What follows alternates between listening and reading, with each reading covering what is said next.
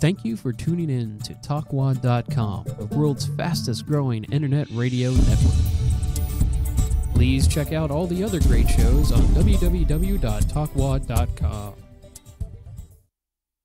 It's Talking Sports with CJ and Fonz on SportsSlamRadio.com. It's sports hardcore and fully uncensored.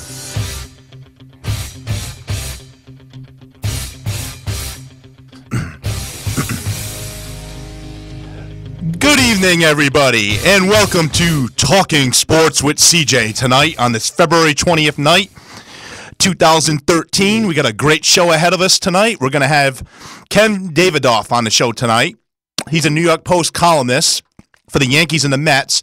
He'll be coming on at 7:45 tonight, and we're also going to have on ex-Major League Baseball pitcher Jeff Juden tonight at 8:05. So, great show ahead of us. I'm looking forward. The first thing I want to get into, though, is the death of Jerry Buss, one of the best owners. I mean, I've grown up watching the Lakers. I've been a big fan of the Showtime era, Magic Johnson, James Worthy, Michael Cooper, Kareem Abdul-Jabbar, and then the three-peat with Shaq and Kobe and Phil Jackson. And Jerry Buss put these dynasties together. He was the owner, one of the most influential owners in the NBA in sports history, passing away at the age of 80 on Monday from kidney failure. We knew he's been battling that for a long time.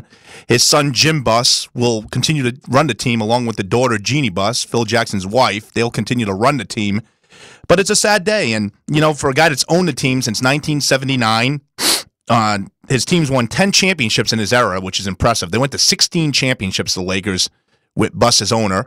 And another fact about Jerry Buss was he owned the Los Angeles Kings, too, at one time. When he first bought, from Jack Kent Cooke, he bought the Kings, the Lakers, the Great Western Forum, and he just built it. Like, it became a playground for basically actors, celebrities that come watch the Lakers. We've seen Jack Nicholson being a season ticket holder, Denzel Washington.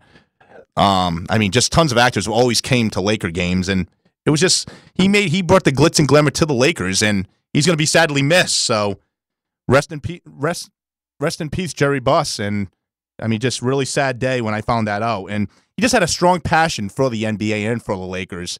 And I mean, like, he was even influential in getting Dwight Howard over. I don't know if that's a good thing, because I'm over Dwight Howard. Please go, leave, trade him to Boston. I don't care. Trade him back to Orlando. He's a cancer. I'm so sick of him. I really am. But really sad day. And I also want to mention real quick, with all you hockey fans, Lindy Ruff was fired today after 16 seasons as head coach. How did that guy last 16 seasons? I mean, for the most part, the Sabres are pretty much a mediocre team year in, year out. And this guy lasted 16 freaking years, and about time he got fired. Maybe Buffalo, I don't know, maybe small market. If that was like Philadelphia, Chicago, that guy would have been going a long time ago. But 16 seasons, finally fired as head coach. So saw that coming, especially after the team was booed last night off the ice. And after a 2-0 start now, they're like 6-10. So bad start. Guy had to go. Another thing I want to talk about right now is a big story that happened last week. The story actually broke day after my show on Valentine's Day. Was the Blade Runner, Oscar Pistorius, killing his girlfriend, I should say. It's just a sad story. This guy's lying. I mean, come on. He's full of crap. He's trying to say a burglar broke into his house and thought he ran in the bathroom and he shot at the door. But he managed to put his prosthetic legs on before he did it. So the guy's full of crap, and he's going to get life in prison. In South Africa, they have you don't get the death penalty. There's no death penalty. So he is going to get life in prison. There's no doubt about it. He's lying. The guy's putting on some sobbing story in court. I mean, what a horse's ass. I mean, really, really pathetic is the word. This guy is guilty of sin. There's no doubt about it. And then I heard they found steroids, too, in his house. And they're going to say, well, maybe the whole roid rage thing. That's another cop-out. So the murder was definitely premeditated and planned. There's no doubt about it. They were fighting earlier in the night. I believe neighbors came out and said. And so it's just ridiculous. This guy's going to jail. There's no doubt about it. One of the greatest stories of the summer of the Olympics becomes one of the biggest tragedies of this past year so far. So you got to feel really bad for his girlfriend. She was a model. Her family. Just sad situation what happened, and he's going to be put away for a long time. And if there was a death penalty in South Africa, he would definitely be getting it. If this happened in Florida, he would definitely be getting a death penalty. But he'll get life in prison. It's probably just about worse, so he can think about it the rest of his life. So if you want to call in tonight, another topic we're going to be talking about, and my question of the night to my viewers is, are the Miami Hurricanes a Final Four team? They've been surprising the crap out of me. They won again last night. So if you want to text me, 727-278-9814. You can call me at 727-493-2055 if you want to call, discuss, because I truly believe this team is a Final Four team. They're peaking. They're undefeated in the ACC. You talk about the ACC. You talk about a conference that has Duke. You talk about a conference that has North Carolina. I know they're a little down this year. NC State. And this Miami Hurricane team who people gave, I think they're predicted like 8th and going into the season, and they're undefeated. And they're led by the point guard, Shane Larkin, Barry Larkin's son. This kid's the real deal. You make it through March Madness with a point guard. Everybody knows that. The point guard carries you in the NCAA tournament. We saw Kemba Walker back with Connecticut, carry them to a championship. So this kid can do it. And Miami's a dangerous team. They're number 2 in the country right now, 22-3 overall. Highest ranking in the program's history at number 2. And they're 13-0 in the ACC after winning last night. It was an ugly performance, but they did pull it out. And only the 98, 99 Dukies went undefeated.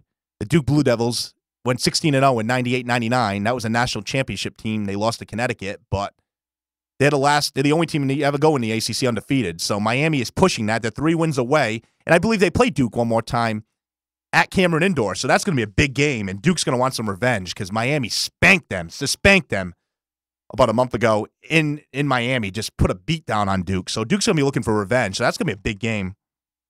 Like we said, Shane Larkin, possibility if he leaves this year, he could be a lottery pick. I think he should come back for another season. I believe he's a sophomore. So, I mean, don't go to the draft, play another season. This team is a veteran team, too, which is scary in the postseason in March Madness. I believe they have 6 seniors. They have a coach that took George Mason to the Final Four. So they have a veteran coach. They also have a veteran bench. Their benches, no one talks about their bench. Their bench is led by Rion Brown, who's having a big year. I believe he's averaging about 9 or 10 points a game. He's a guard off the bench. He's been carrying them off the bench. So this Miami team is going to cause noise. They're going to be a 1 seed, I think, in the tournament if they can keep this going. And they're going to be dangerous. I mean, Indiana's going to be good. I mean, this is going to be when it's peaking right now. March Madness is coming up soon. We're, 4 weeks away from conference tournaments. I believe 5 weeks away from March Madness. It's going to be one of the best times of the year in March is when the tournament, one game. That's it. It takes 1 game to lose. We saw last year, number 2 Duke go down to Lehigh. We saw Missouri, number 2, go down last year too. So, and there's going to be a time a 16 beats a 1. It might not happen this season, but somewhere down the line, a 16 is going to beat a 1.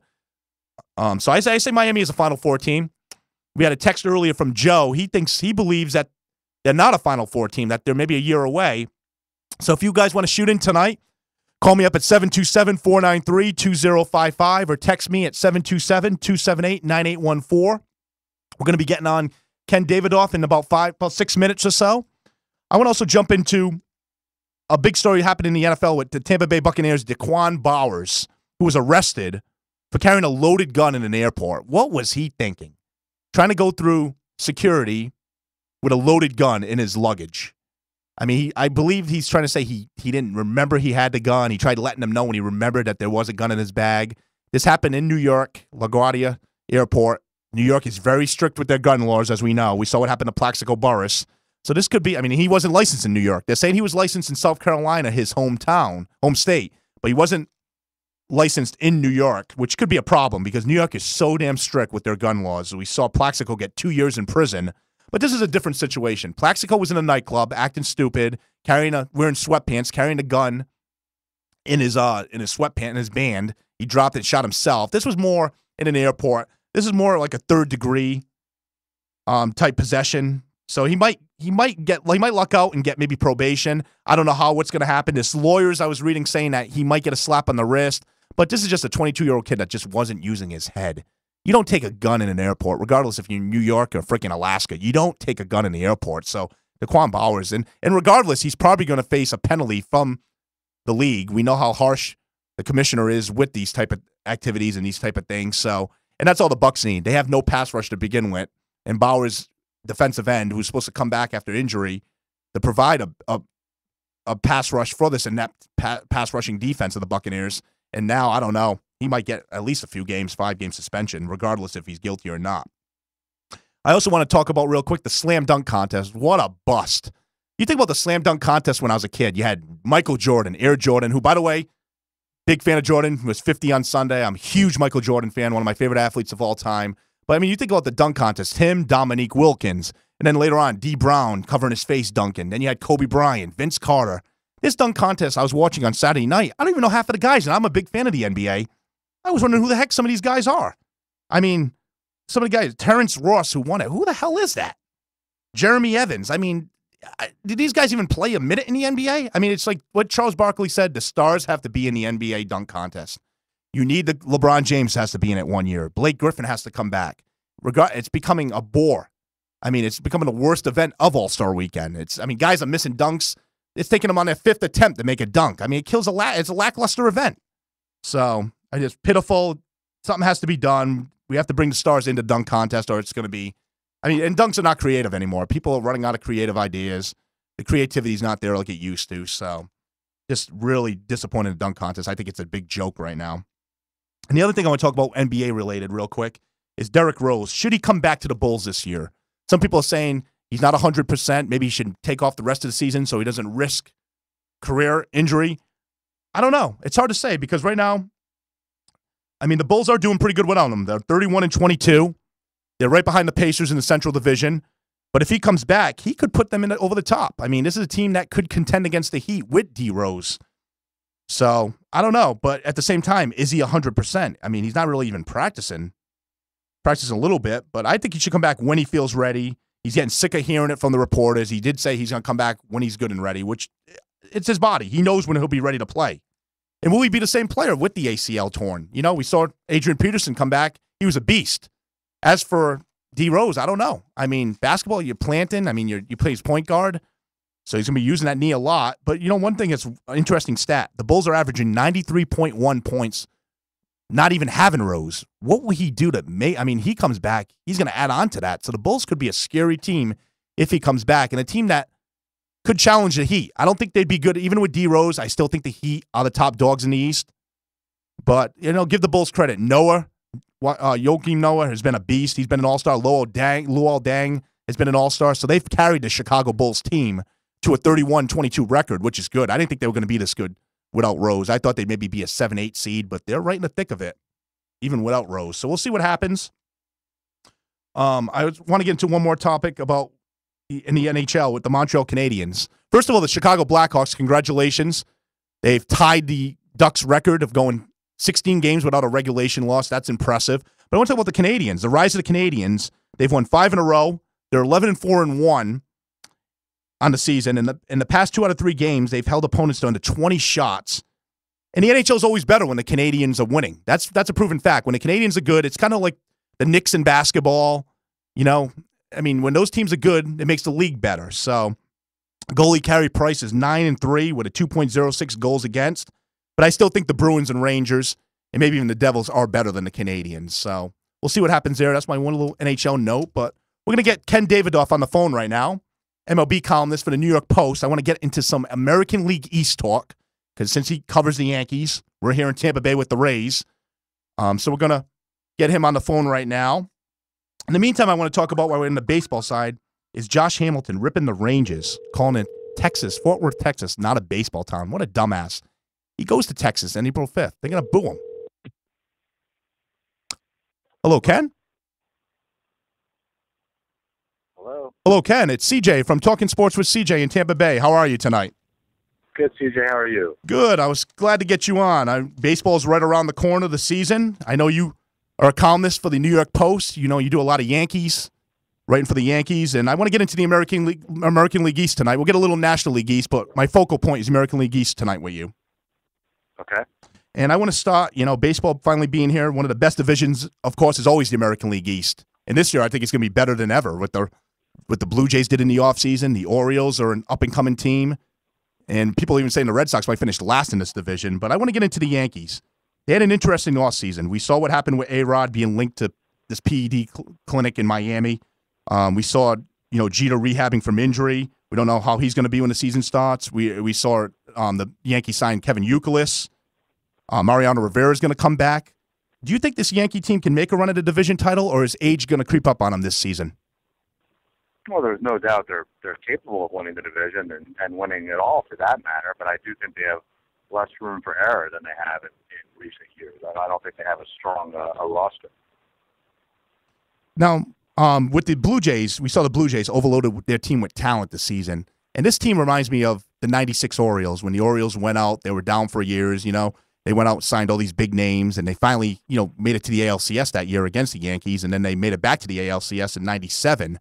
So the Blue Jays remind me of the 96 Orioles signing all these players and making big trades. We see them trade for Reyes, Mark Burley, Josh Johnson. They signed R.A. Dickey, who playing for the Mets, Miguel Cabrera. If he can stay clean, he'll be a good addition for that team. A lot of experts are picking Toronto. Melky Cabrera, not Miguel That's what I Cabrera. meant. That's what I meant. My fault, Melky. I'm sorry. Melky Cabrera, if he can stay clean, unlike last year with the Giants. A lot of experts are picking Toronto to win the American League East. Is this team going to be as good as their talent indicates? I don't know, but I think it was a fascinating winter for them, and I think what's interesting about Toronto is you can see the upside clearly, but to me you can also see the downside clearly. With everyone they acquire, there are clear pitfalls that you can see things going wrong. So yeah, I think it's too early to make predictions, but they're undoubtedly a dramatically improved team. I don't know about John Gibbons too. I mean, he managed a team before. Losing Farrell to the Red Sox, I thought that was a loss, especially now getting this pitching with Josh Johnson, and I don't know how much Burley has left in the tank. I like the White Sox a little bit, and I don't know. I mean, since he left the White Sox and then went to the Marlins, I don't know how much he has left in the tank. But they did pick up Reyes, and I think the Blue Jays are going to be good, but I just don't think they're the top of the division this year. Fair enough. I want to talk about living here in Tampa Bay, the Rays. We saw them lose. They lost B.J. Upton. They lost James Shields. But they've added Will Myers, who's going to be one of the best prospects, and I believe he will be up with the Rays this season. I think he's going to create noise. I kind of compare it to when Longoria came up in 2008. This kid has, I've been following this kid now. Everyone's saying, he's going to be one of the rising stars of this game, getting him from the Royals. And they still have one of the best pitching rotations in baseball with David Price, Jeremy Hellickson, Matt Moore. It's pretty, you have a good rotation when you have Jeff Neiman competing for your fifth spot in the rotation. And then they have the bullpen, Fernando Rodney. I don't know if he'll be able to duplicate what he did last season, but a great bullpen. But I'm always, I'm concerned about the lineup. Luke Scott's back. He didn't provide what we thought he was going to do this year. They signed James Loney. Can this pitching carry the Rays again this season, or is the lineup going to hurt this team again? Well, yeah, I think it's reasonable to expect a similar outcome to last year.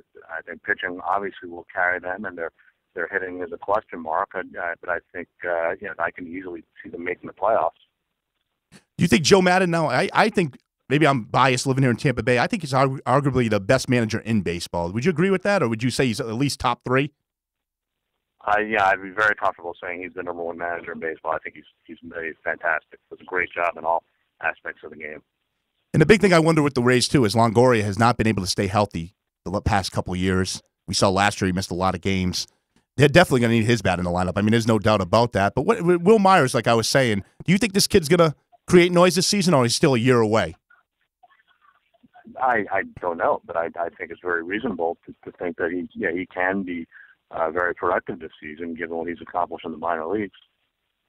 What would be a American League East discussion without talking about the Boston Red Sox, who a lot of critics are saying they're going to finish fifth this year in the division. We see they have a new manager. They've signed Shane Victorino. They've got rid of a lot of salary, a lot of headache off the team with Beckett last year. They got rid of that Carl Crawford, who turned out to be a bust with the Red Sox. Do you really believe the Red Sox are the fifth best team in this division going in? Yeah, going in, absolutely. I'll wait until spring training completes to make an official prediction. But yeah, as we stand here today, I would rank them fifth, definitely. Now, doing a 1 through 5 in the American League East right now, who would you going into the season? I know you never know what's going to happen injury wise in the spring training games. But how do you see the American League East going 1 through 5 at this point? I'm only giving you 5. That's all I know for sure. I want more time for 1 through 4. 1 through 4, okay. So, but because it's hard. I'm trying to make my predictions right now, and the American League East is definitely the hardest division to pick right now because I didn't expect the Blue Jays to go out and make this many moves going into the offseason, and The Orioles shocked me last year. I don't know if they can duplicate that because they were a great story, and I like Bucky Showalter. I think he's a great manager. I like what he's done for that team. I mean, we saw them coming on strong the end of 2011 when they, basically knocked the Red Sox out of the playoff race last day of the season. And I never want to count out the Tampa Bay Rays because every time people want to say they're done, Andrew Friedman always has that team. He picks up these players like a Fernando Rodney the year before Farnsworth, and you never know. These guys just come and they like the chemistry of the locker room, and they always seem like they're right there in the playoff contention, the Rays. Yeah, I don't think anyone's saying they're done. I think there's too much respect for what their front office is capable of, and even more precisely, I think there's too much respect for their starting rotation. Now, you see, you're not living in Tampa Bay, but you see the stadium, Tropicana Field. It's basically, Bud Selig's ripped it. It's outdated the dome. The attendance has been bad for a team that's in playoff contention every year. Do you think baseball is going to last in Tampa Bay? Or do you see this team eventually moving? Because I don't know. The stadium discussion is getting pretty heated right now.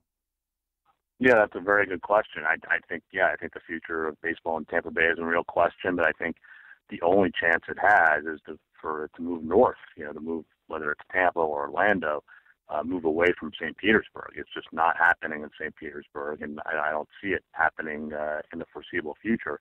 It's just a matter of how do they get out of that lease and how do they find the money to build a new ballpark. And I definitely blame the attendance woes on the stadium because you look at TV ratings. TV ratings are going up every season. So people are watching the Rays on their television sets. They just don't want to go to the ballpark.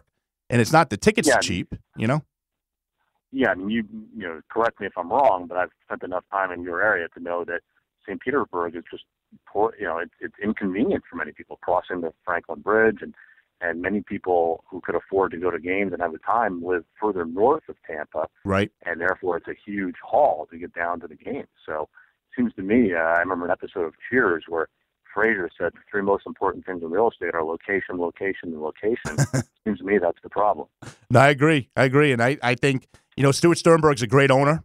I've met the guy. He's a very great guy, New York City guy. And he's trying to do what he can with this team. He's trying to, he's had concerts at the end of the games to try to draw fans. He's done all these giveaways.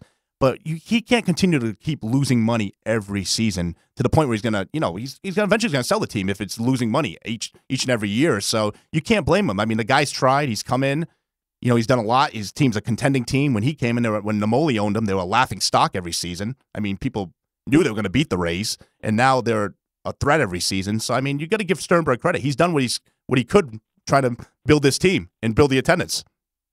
Yeah, he's done a marvelous job, a fantastic job. I don't think he's losing money anymore because I think they've cut the payroll to the point where they, if you think about the TV money, the national TV contract and revenue sharing, I don't think he's in the red. But yeah, I agree with your greater point that he's done a great job, and nevertheless, they just can't do well in that ballpark.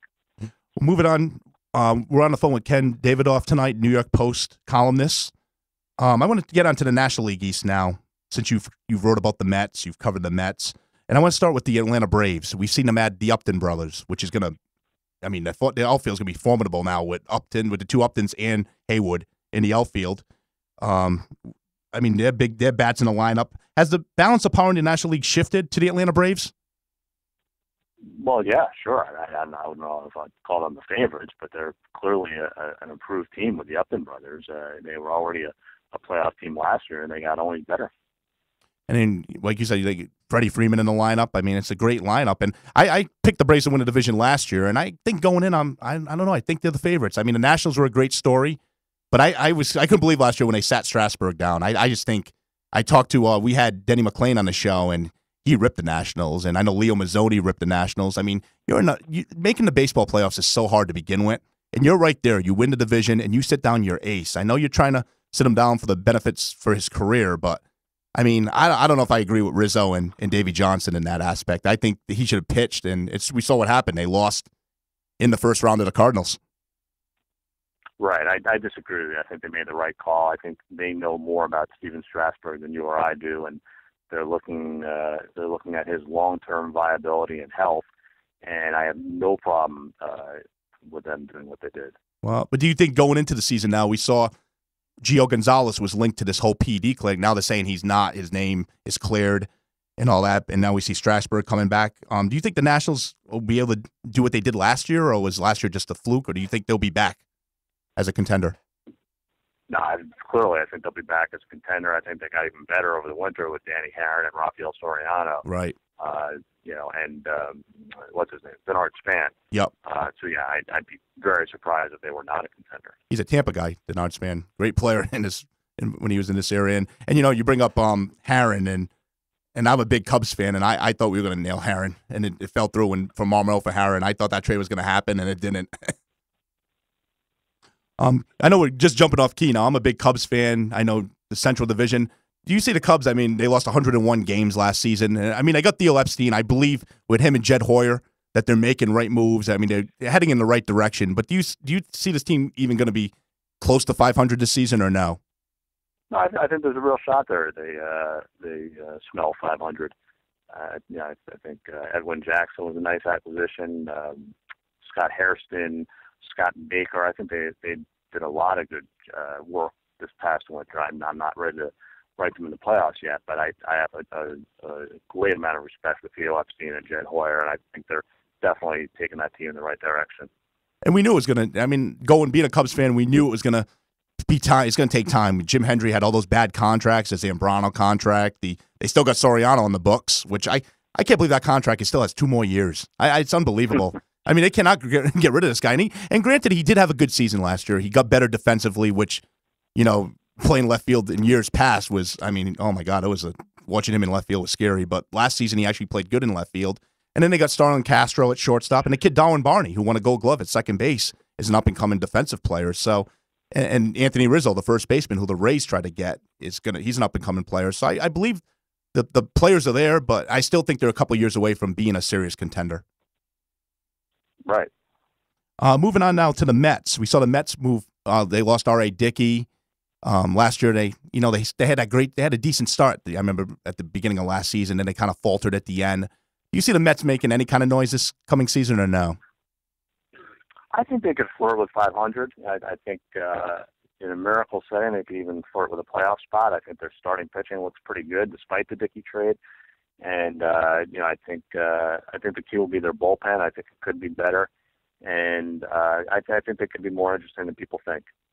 I do too. I mean that division. You got the Braves and Nationals. I think they're at the top. The Marlins, forget it. I think that team, their owner's a joke. You build a stadium, and now you just I could believe they signed all these players, and then 1 year later had a fire sale basically. So I mean, I don't think they're going to be contenders this season. I think the Mets will be maybe 3rd, 4th in that division, but I definitely think the Braves Nationals are going to be fighting for that division crown. Would you agree, or would you say the Phillies would be back too this year? Yeah, again, I want to, there's no reason to make these statements now when we still have all spring training to watch. But yeah, I think it's pretty basic and fair to say that the Nationals and Braves are the elite teams in this division. Yeah, I can't rip the Phillies too much. I go to a lot of Philly games, and we've talked to some Philly players. So I can't rip them training in Clearwater. That's where our show is actually, is in Clearwater, Florida. So I can't rip the Phillies too bad, but I think they'll be back. I mean, I'm shocked. I read today though that Halladay might not be the opening day starter. Cole Hamels might. I'm hearing first time in 10 years that Halladay might not be the opening day starter in a baseball game. I didn't know that. Yeah, it was today. They were saying Hamels is probably going to get the start, which was surprising. Halladay did have the down year last year, but we'll see. But it's going to be an interesting baseball season. I can't wait.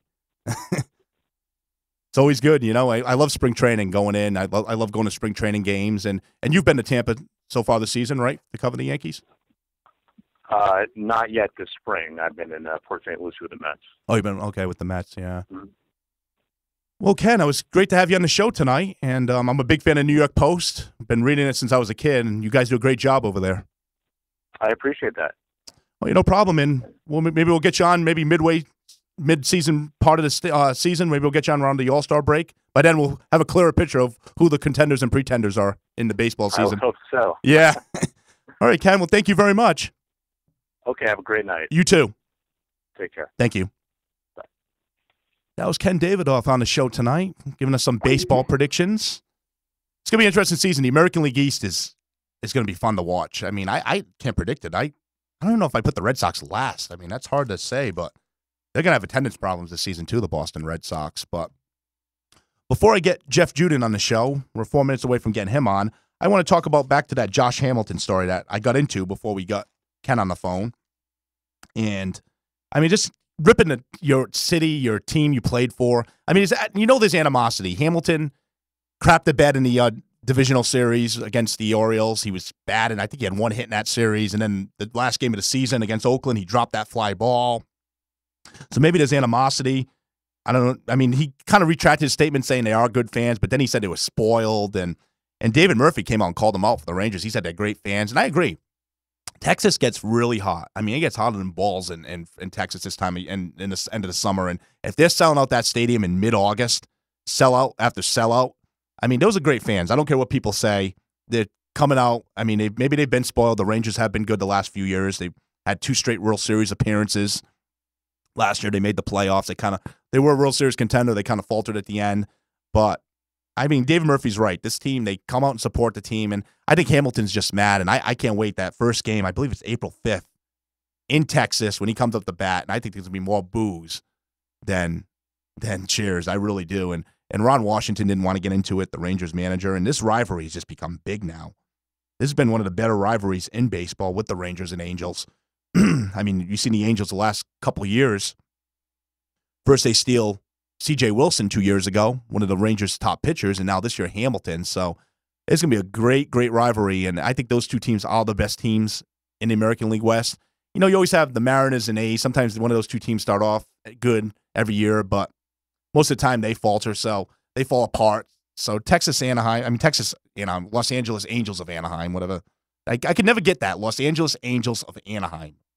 I know them as the Anaheim Angels, but it's going to be between them and the Rangers for the American League West crown so far. So we'll see about that. Oh, we got a text coming in. Nick is saying Miami is definitely not a Final Four team. Wow. I will guarantee Miami makes the Final Four this season. I'm going to say Miami's in. I'm more sure. I like Duke, but I'm more sure Miami will be in over Duke because I just believe that Miami has the athletes. They have this. They have the point guard. I experience 6 seniors, talented bench. I think Miami's going to the Final Four. I'm saying it now. We'll see in a month if I'm right or not. But time will tell with that. I also want to get to real quick. We never talk NASCAR on the show, but an interesting note. Danica Patrick over the weekend won the pole position for the Daytona 500. She's the first woman to win a pole in a sprint cup race, which is impressive. Just 17% of people who win the Daytona pole win the race. So that's not a good stat for her, but I mean, it's just impressive what she did. Tony Stewart said for her to do that in her second year in Sprint Cup, for her to do that is impressive.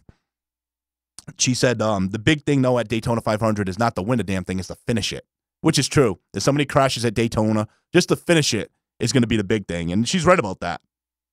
And like I said, it was impressive, her only second trip to Daytona.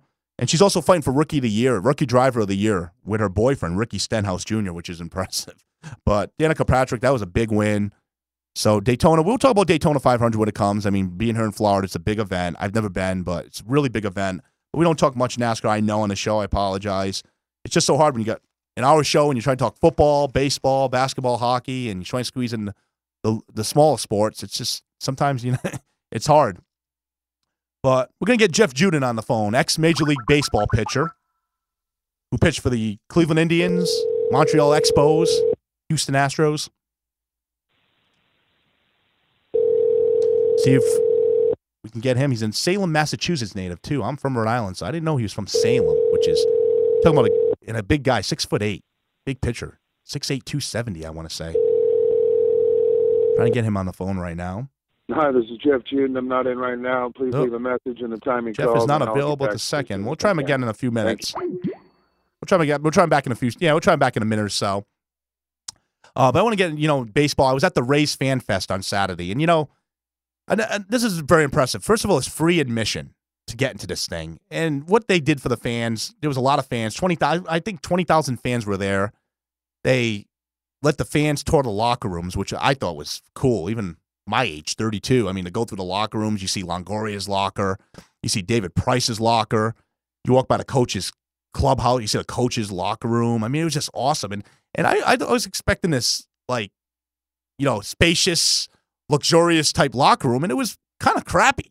You got one couch, maybe 2 TVs, The lockers are so damn small. I don't know what they can fit in them. These small little wooden lockers are right on top of each other. It was like, remind me of like a football, like a high school football locker room. It's so small, and I mean, I'm very surprised. And would have been cool if we got a tour of the dugout, but they let you roam the field, and they had the 2008 American League trophy displayed. You got to take a picture with that. They had David Price's Cy Young Award from this season displayed. You could touch it, get your picture taken next to that. This is a really great event. They had the mascots. They had tons of stuff for the kids. They could get to play the video game. Was it MLK, whatever, 2013, whatever the hell that's called. They had, test how fast they can throw a ball, batting cages.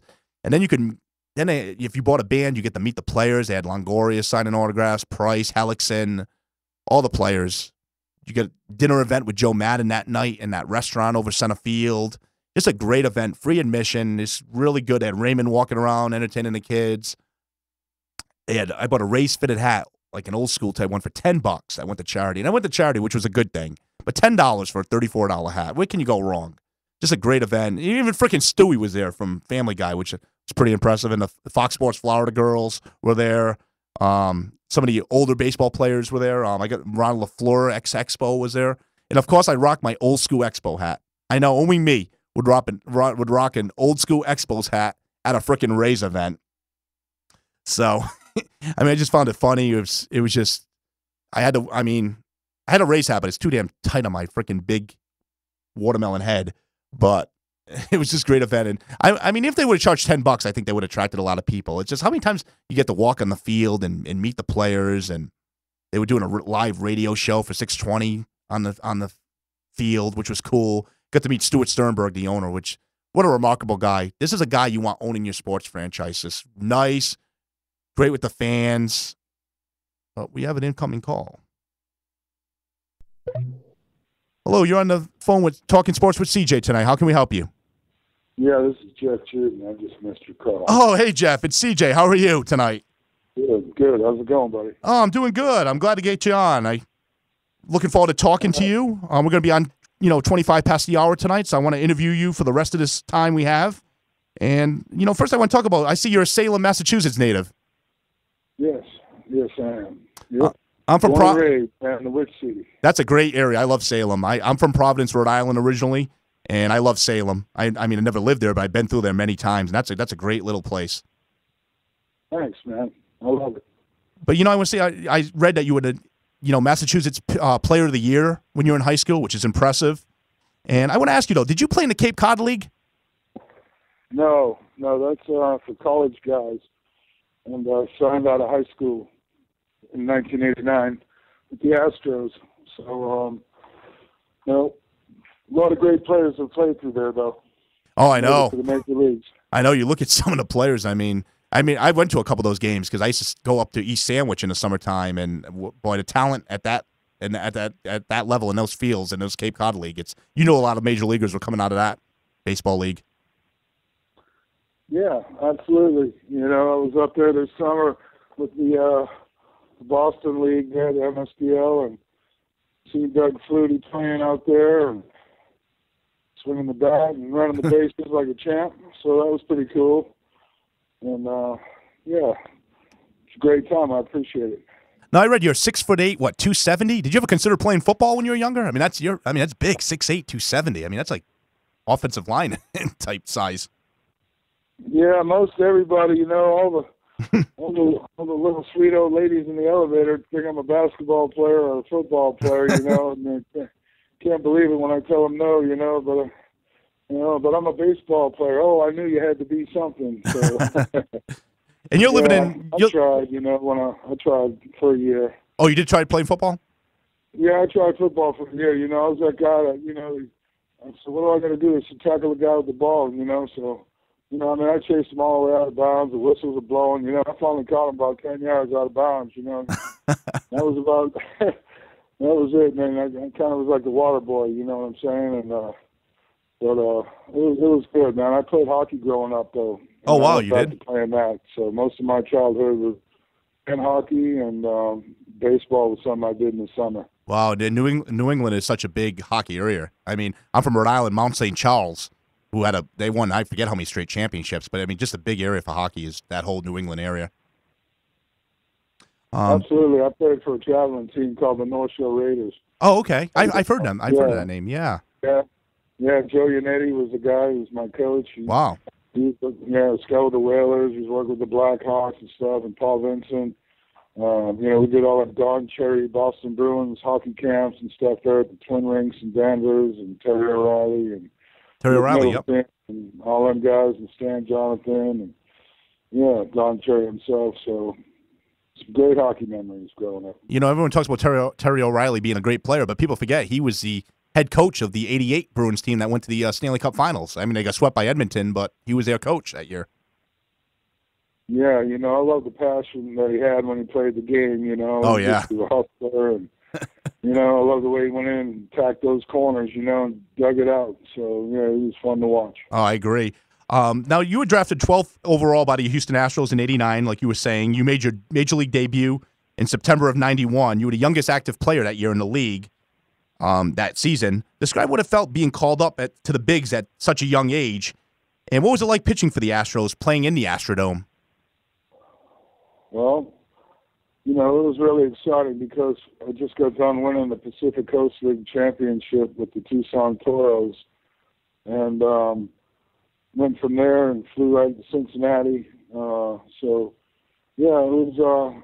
was overwhelming at first, man. I was a little weak in my knees when I got out there. I couldn't find my glove at first, and threw a couple of curveballs to the backstop trying to get ready quick. And it was an interesting debut. The Astrodome was great. We had a little guy who was sitting underneath the stands, and he used to feed about 1,000 stray cats, man, that roam underneath the Astrodome. Oh, geez.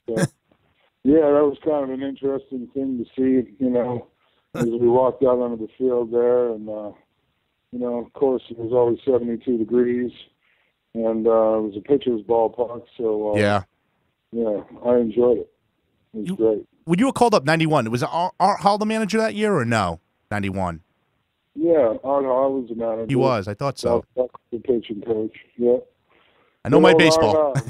Art was pretty cool. He kind of hung in the background there and let the guys play, and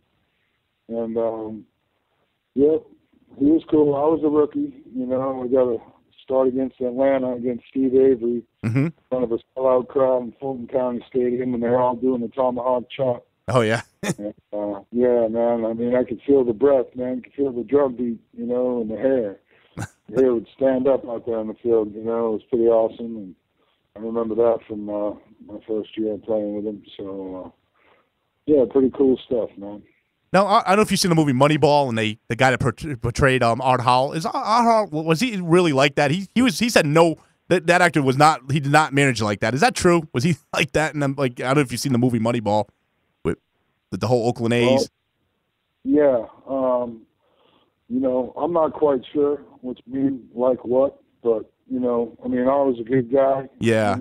But, stood behind his guys and everything like that. I know Billy Bean's story there, with that. And I can appreciate his love for the game, and his passion for the game. And I think it's a great story. Now, you also played in Houston. You played with two of the classiest and best players in Houston Astros history, and the Killer Bees, Biggio and Bagwell. What were they like as teammates?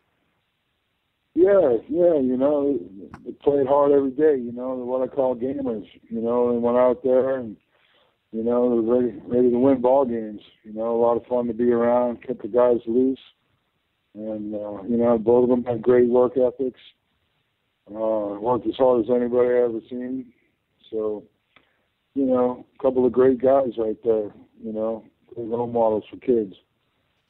In '97, you played for the Montreal Expos. You went 11-6. You were traded to Cleveland that year, who ended up going to the World Series. What was it like being traded to a championship contender in Cleveland and being a part of that team that played the Marlins in the World Series? Oh, man, it was a great experience. Playing with Orel Hershiser and Charles Nagy and Manny Ramirez and, just the whole team, what an awesome team. Charlie Manuel was on the bench there. We had Hargrove and Mark Wiley, you know, as a pitching coach. Dave Justice, Marquise Grissom, Matt Williams. Yeah, man. I mean, we just were loaded up, you know, and it was heartbreaker, man, losing in extra innings. I got to tell you, man, it still haunts me to this day. Oh, but, you know, the overall experience is one I'll never forget, man. It was great. Now, when Mesa took the mound in that inning, and I believe it was Renteria got the base hit that scored Consul.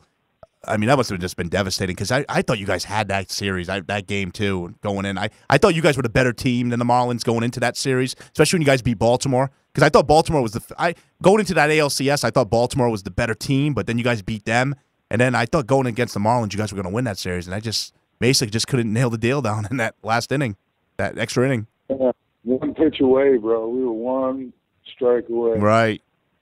So, you know, it was like, well, how much closer can you get? It's kind of tough to get any closer than that, man. I mean, we came back in both series, you know, against the Yankees and the Orioles there to get them, and you know, we played every game of every series that year, and like I said, man, it's a heartbreaker, you know, to have been that close, and such a great group of guys, man, and you know, just all I can say is I'm disappointed we lost.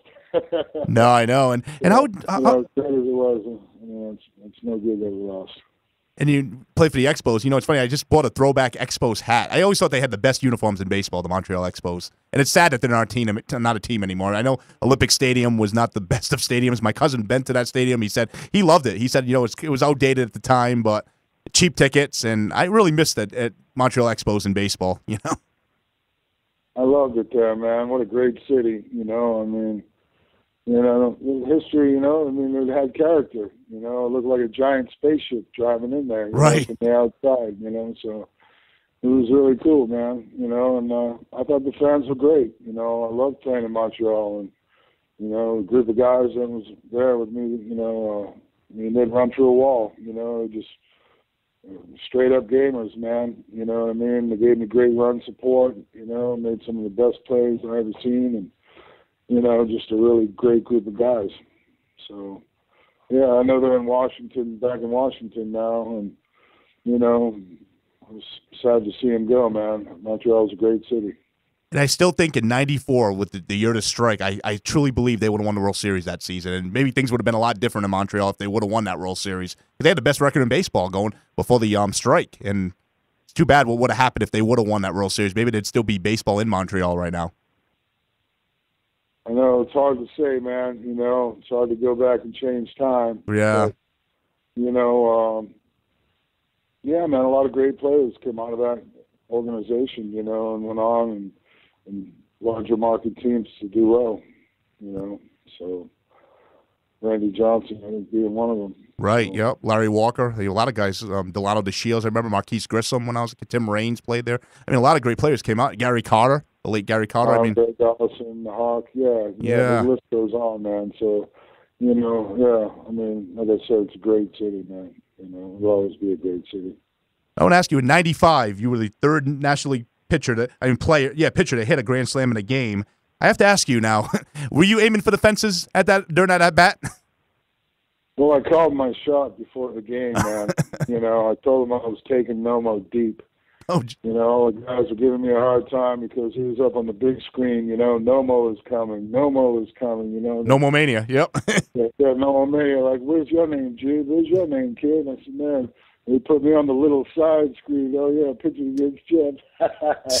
So that got me all fired up, man. You know, and I told him, I said, man, I'm taking him deep. You know, and Larry Bowa, man, he said, you're gonna give me a high five or a low five? I said, man, you won't be able to jump that high, bro. You got to be ready for a low five, man. So, you know, I ended up getting up with the bases loaded. We were winning, I think, 10-2 in the fourth inning, and they brought in a reliever, John Cummins. It was for the home run inning, actually, too, at 108, $10,000. So I got the 3-2, man, and you know, ball one, ball two, ball three, and then Larry Bowa gives me the take sign and was right down the middle. And I step out, he gives me the take sign again. I don't think he wanted me to hit a home run, man. You know, but you know, after that, the fans were like, "Man, swing the bat," you know, giving me a hard time. So the guy could have threw it 50 feet over my head. I was swinging at it anyway. Mm-hmm. You know, Yep. I just swung hard, man, and you know, I thought I pulled the ball and ended up going out of the right field, man. And see the How many feet was the home run? Right field bullpen, huh? How many feet was the home run? Do you know? Oh man, I hit it pretty good. I hit it well into the right field, man. You know, it cleared the fence by a good bit. You know, Wow. top of the bullpen. You know, so I swung it at 35-33, and I caught it pretty good. You know, so yeah, I was swinging a pretty big bat. Yeah, that doesn't happen much with pitchers. And I'm being a Cubs fan. I mean, Carlos Zambrano, when he played for the Cubs, he was a power hitter for a pitcher. That shocked me. He hit a lot of home runs, but usually you don't see that much, especially at Grand Slam. So that was pretty impressive.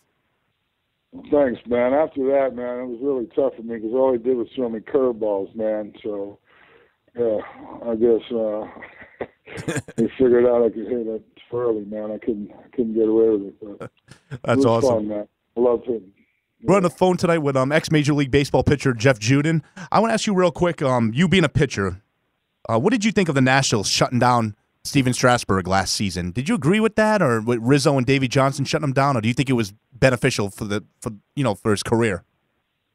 You know, the truth is that, you know, I don't know anything about that situation other than, you know, what they did they felt was right. Mm-hmm. You know, and you know, that was their choice. And you know, I think that finally people are becoming more aware of, you know, when guys are pitching hurt and cut them a little bit of slack. You know, I know that a lot of our fellow comrades are getting good paychecks these days, you know, Mm-hmm. and everybody thinks we're Iron Men, but we're real people too. Right. You know, it's a long season, you know, and it's a long road, man, and it's a rough road. So, you know, just the kid's coming back. You know, he's got an opportunity to be a big stud for him. You know, if they're going to take it slow, then, you know, I think they're just looking out for their future. If they're willing to sacrifice the now, which I'm a now kind of guy. You know, when I played, I wanted to win now. You know, that's why I got traded to, you know, a few teams from fourth to first, because of my attitude and my intensity, I guess the passion I had for winning. Mm-hmm. So, you know, for me, I would be like, well, come on, let's go, kids, strap it on, you know. But, you know, that's just a player's perspective. I'm sure all the guys would want him out there, you know what I mean? Right. Because I agree. that guy, you know, so, I mean, you know, I think it maybe took a little bit of the heart out of the team, you know. You know, when you have a guy like that, that's been helping you get there as much as he did. We got a couple minutes left, Jeff. I just want to ask you real quick. You living in Sarasota, do you see the Rays succeeding in the Tampa Bay area? I mean, eventually they're going to need a new stadium, but do you see this team staying in Tampa Bay for the long haul? Man, the politics of baseball is something, brother, I try to stay out of. You know, if they show up, play at the Tropicana, it's a great place to go watch a ball game, man. You know, and I mean, they got a good team, and you know, there's no reason why, you know, people shouldn't go watch Major League Baseball. You know, I mean, teams coming through from all over the country, and you know, so I don't know whether they'll make it there or not. You know, to be honest with you, it's kind of a loaded question, man. You know, I know they have a great team and a good organization, and those guys deserve, you know, to play in the major leagues somewhere if it's not Tampa. I agree. You know, Well, so, Jeff, I want to ask you real quick. Would you want to plug something on my show? What do you have going on before we let you go? Well, I'm doing some health products right now, you know, that I found help me out. I think are great, and you know, it's called Cabana. You can find it at jeffjuden.com. There's a link on there, and I do some public speaking, and I'm looking to do maybe an all-star jam down in Fort Myers here, and get more involved with some music, and get a CD on iTunes and CD baby. It's Jeff Juden and the Nuke 14 band. So if you want to check out my music skills, and you know, I guess you can check it out. I threw an Eddie Van Halen. I took a run at Eddie Van Halen's Eruption solo. So I put a two-minute guitar solo on there. I called it Beer Spillers Solo. So if it doesn't make you spill your beer after you've done listening to it, I don't know what will. Yo. Well, there you hear from Jeff Juden. Well, thank you for coming on the show tonight, Jeff. It's an honor having you on. It was great to talk baseball with you tonight. All right, CJ. Appreciate it, buddy. Thank you. Take care, man. Good night. Well, that was Jeff Juden. Great show tonight. Want to thank Ken Davidoff for coming on, Jeff Juden for coming on my show. Next week, we're going to have on Arnie Stapleton. He's the AP football writer for the Associated Press. And we're also going to have on Del Harris, the ex-Lakers coach, ex-Rockets, Lakers, and Bucks coach on next week. So I'm CJ for Talking Sports with CJ on SportsSlamRadio.com. Have a great night. It's Talking Sports with CJ and Fonz on SportsSlamRadio.com. It's sports hardcore and fully uncensored.